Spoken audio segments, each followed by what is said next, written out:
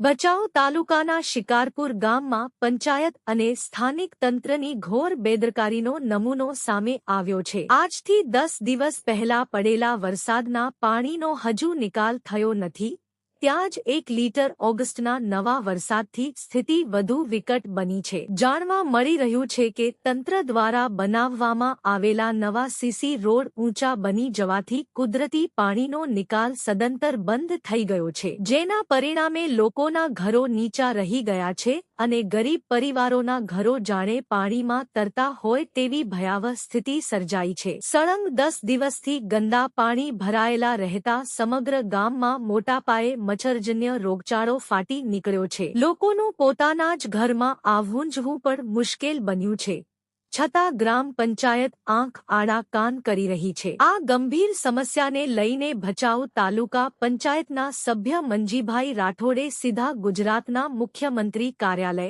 અને કચ્છ કલેક્ટર સમક્ષ ઉચ્ચ કક્ષાએ રજૂઆત કરી છે। તેમણે તાત્કાલિક ધોરણે પાણીનો નિકાલ કરવા અને રોગચાળો ડામવા માટે કડક કાર્યવાહીની માંગ કરી અધિકારીઓનું ધ્યાન દોર્યું છે।